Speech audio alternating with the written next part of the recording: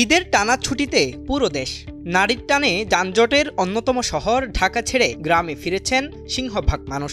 রাজধানী ঢাকা এখন অনেকটাই ফাঁকা। জ্যামে হাঁসফাঁস করা শহরটা যেন পেয়েছে স্বস্তির নিঃশ্বাস।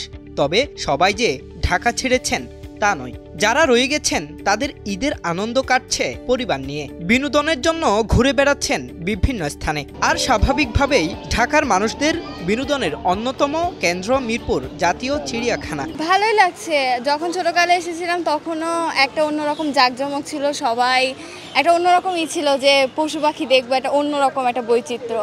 এখনও দেখছি যে সবাই আসতেছে, এখানে ঘুরতেছে, তো আমরা মনে করলাম যে তাহলে যাওয়া যাক অনেকদিন পর। এখন যেহেতু ঢাকাটা একটু ফ্রি থাকে, এখন বিনোদন যেগুলো কেন্দ্র আছে, বাচ্চা আছে, আমার বড় ভাইয়ের এই যে বড় ভাইয়ের ছেলে আছে, বড় ভাইয়ের মেয়ে আছে, আমার ওয়াইফ আছে। চাচ্ছিলাম যে ঈদের এই সময় যেন রাস্তাঘাট ফ্রি থাকে, এই সময়ে একটু সময়টা কাটানোর জন্য আর কি। আমি এসেছি আশুলিয়া সাভার ঢাকা থেকে চিড়িয়াখানাতে একটু ঘুরে দেখতে।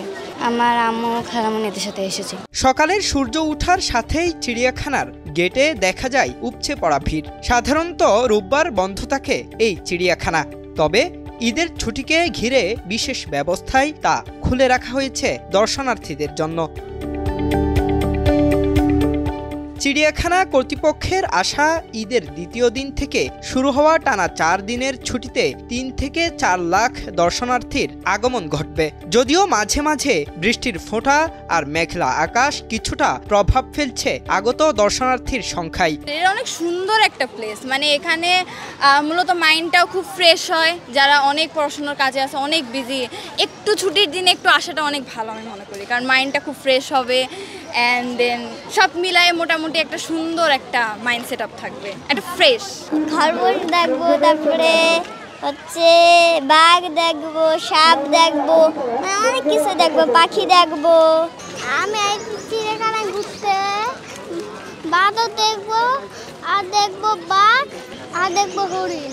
আমি সারা রাত ঘুমাই না, এত টেনশনের জন্য চিড়িয়াখানায়। প্রাণীদের রাজ্যে ঘুরে বেড়াচ্ছেন শিশুরা। বানর, হরিণ, বাঘ কিংবা সিংহ, সব প্রাণী যেন তাদের কাছে নতুন এক বিস্ময়। কৌতূহল আর আনন্দ মিশ্রিত চোখে তারা পর্যবেক্ষণ করছে এক একটি খাঁচা। তবে শুধু আনন্দ নয়, চিড়িয়াখানা নিয়ে রয়েছে কিছু অভিযোগও। আমি এখন 2 লিটার পানি ওনাদের ফ্রিজে ভরা, 2-3টা দোকান ফ্রিজ, 2 লিটার পানির অভাব নাই। ঠান্ডা পানি আমি বলছি 2 লিটার দেন, 50 টাকা দিচ্ছি, 10 টাকা বেশি নেন। ওনারা 1 লিটার দিবে, হাফ লিটার দিবে, কারণ ওইগুলোতে লাভ বেশি, বড় পানিতে লাভ কম। এগুলো তো এই আমরা বাংলাদেশে একটা শুধু ঢাকা সিটির ভিতরে একটা চিড়িয়াখানা আছে। এখানে আমাদের বাচ্চা কাচ্চাদের নিয়ে ঈদের সময় ঘুরতে আসি বা ওদেরকে একটু আনন্দ দিতে আসছি, এখানেও দুর্নীতি। ঈদে যানজটহীন ফাঁকা ঢাকা যেন সেজেছে নতুন এক রূপে। সেই রূপে মিশে গিয়ে নগরে থাকা মানুষগুলো খুঁজে নিচ্ছেন আনন্দের মুহূর্ত। পরিবারের সঙ্গে কাটানো এই সময়গুলো হয়ে উঠছে ঈদের এক অনন্য উপহার। জাহেদুল ইসলাম আরিফ, সময়ের আলো, ঢাকা।